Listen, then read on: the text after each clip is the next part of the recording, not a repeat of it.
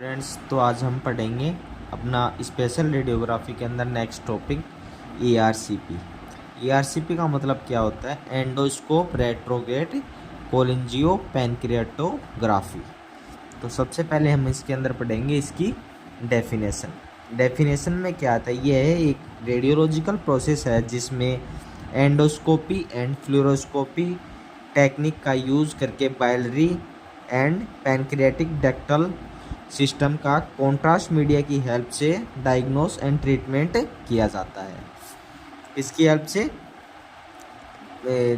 Contrast media की help से किसका किया जाता है? बाइलरी एंड पैनक्रियाटिक डक्टल का ट्रीटमेंट और डायग्नोस किया जाता है। ये क्या है? एंडोस्कोपी और फ्लोरोस्कोपी टेक्निक है। कौन सी टेक्निक का यूज आता है इसके अंदर? एंडोस्कोपी एंड फ्लोरोस्कोपी टेक्निक का यूज में लेके biliary and pancreatic ductal system का कॉन्ट्रास्ट मीडिया की हेल्प से डायग्नोस ट्रीटमेंट किया जाता है। फिर आता है इसके अंदर अपना next point, indication.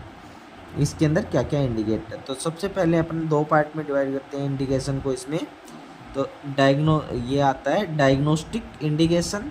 Diagnostic indication में आता है बाइल डक्ट और pancreatic deformity such as structure, partial obstruction, tumour, inflammation. Inflammation में दो आते हैं। ये तो कोलागिट्स। कोलागिट्स में क्या होता है? बाइल डक्ट में सूजन आ जाता है, उसको बोलते हैं कोलागिट्स। और पैनक्रियाटिटिस। पैनक्रियाटिटिस में क्या होता है? पैनक्रियाज में सूजन या फिर एलर्जी हो जाना। और फिर नेक्स्ट पॉइंट है इसमें कोलेलिथियासिस। ये क्या होता है? गोल ब्लैडर में पथरी होना, उसको बोलते हैं कोलेलिथियासिस। फिर आता है इसके अंदर obstructive jaundice, goal stone with dilated bile duct और स्पिंचर ऑफ ओडियाई डिसफंक्शन। फिर आता है इसके अंदर, एक तो हो गया डायग्नोस्टिक इंडिकेशन। फिर आता है थेरोपेटिक। थेरोपेटिक में पढ़ेंगे हम थेरोपेटिक में आता है स्पिंट्रोटोमी। स्पिंट्रोटोमी क्या होता है? स्पिंचर मसल्स का काट कर उसे ढीला या मतलब खुला कर देना।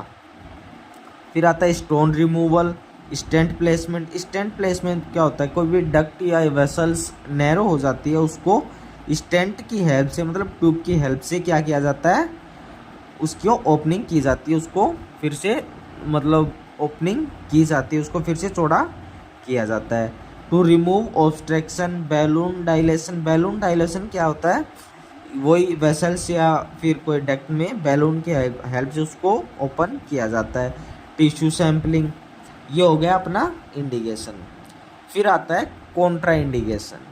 कब कब हम कॉन्ट्रास्ट मीडिया इसमें नहीं देंगे।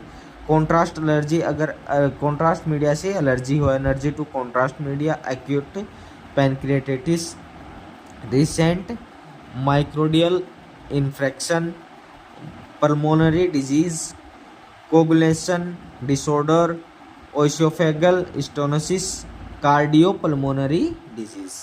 इस कंडीशन में हम कॉन्ट्रास्ट मीडिया नहीं देंगे। फिर आता है अपना कॉन्ट्रास्ट मीडिया। कौन सा कॉन्ट्रास्ट मीडिया यूज में लिया जाता है? आयोडीनेटेड वाटर सोल्यूबल लो स्मॉलर कॉन्ट्रास्ट मीडिया यूज में लिया जाता है। एग्जांपल है यूरोग्राफिन 60% या फिर आइग्लोसाइनेट या फिर आयोक्साग्लिमेट इसके अंदर यूज में लिया जाता है। फिर आता है इक्विपमेंट्स। कौन कौन से इक्विपमेंट्स यूज में आते हैं? Fluoroscopic unit, x ray cassette, spot film device, sedative और एंडोस्कोप। ये इसके अंदर इक्विपमेंट्स यूज में आते हैं। फिर नेक्स्ट आता है अपना कैथेटर, कॉन्ट्रास्ट मीडिया और लेड एप्रोन। ये इसके अंदर यूज में आते हैं इक्विपमेंट्स के रूप में।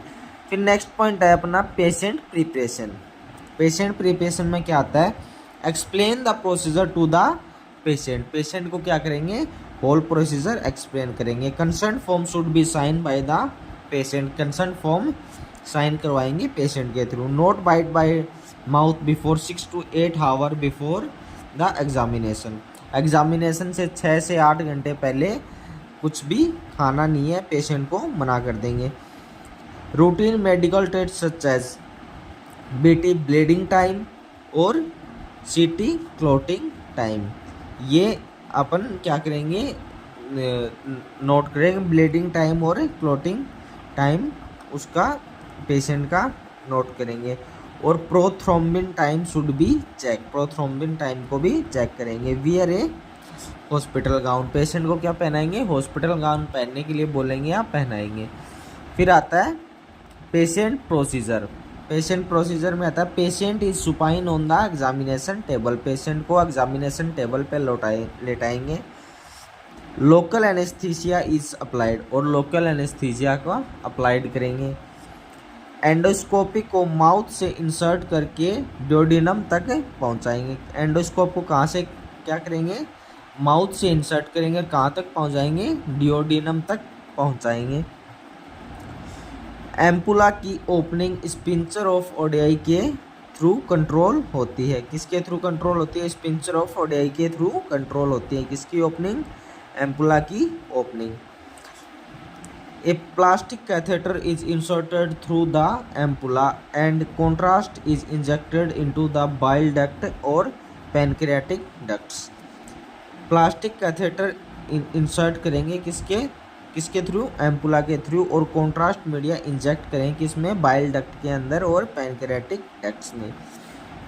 फिर आता है fluoroscopy is use to diagnose, fluoroscopy का यूज करेंगे इस डायग्नोस में।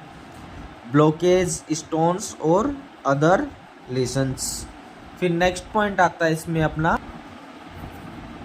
Spot film should be taken, और क्या लेंगे, स्पॉट फिल्म लेंगे। फिर नेक्स्ट पॉइंट आता है अपना फिल्मिंग। फिल्मिंग में कौन कौन से, बाइल डक्ट का अलग से व्यू लेंगे और पैनक्रियाज का अलग से व्यू लेंगे। व्यू फॉर पैनक्रियाज, पैनक्रियाज के view, prone view, posterior left oblique view और पोस्टीरियर राइट ओब्लिक व्यू। ये इसके किसके अंदर लेंगे, पैनक्रियाज के अंदर लेंगे। फिर view for bile duct, bile duct के लिए prone position, prone view, supine view और ओब्लिक व्यू, ये इसके अंदर किस में लेंगे, ये बाइल डक्ट के अंदर लेंगे। और पैनक्रियाज के अंदर लेंगे prone view, posterior left view और posterior right oblique view. Posterior left oblique view लेंगे और पोस्टीरियर। इसके अंदर अपना कॉम्प्लिकेशन, कॉम्प्लिकेशन में क्या होता है, inflammation of gall bladder and pancreas. किसका इन्फ्लामेशन हो जाना, inflammation of gall bladder and pancreas, pancreas और गॉल ब्लैडर में इन्फ्लामेशन हो सकता है। Infection of the bile duct, bile duct में infection. Pain in the abdomen, abdomen pain हो सकता है। Puncture in the bile duct, bile duct में पंक्चर, वॉमिटिंग और डायरिया हो सकते हैं। फिर लास्ट पॉइंट आता है अपना आफ्टर केयर या पेशेंट केयर। इसके अंदर आता है मॉनिटर्ड इन मॉनिटरिंग रूम, मतलब पेशेंट को वाइटल साइंस वगैरह मॉनिटर करेंगे किसमें, मॉनिटरिंग रूम में। Vital sign should be checked, vital sign check करेंगे। एंडोस्कोप इज रिमूव, एंडोस्कोप को रिमूव करेंगे। Advise the patient should take rest for some days, और पेशेंट को बोलेंगे कि कुछ दिनों तक रेस्ट करें। तो आज का टॉपिक अपना यही समाप्त होता है। अगर वीडियो अच्छी लगी हो तो लाइक कर देना, चैनल को सब्सक्राइब कर देना। मिलते हैं नए टॉपिक के साथ, आज के लिए इतना ही। Thank you.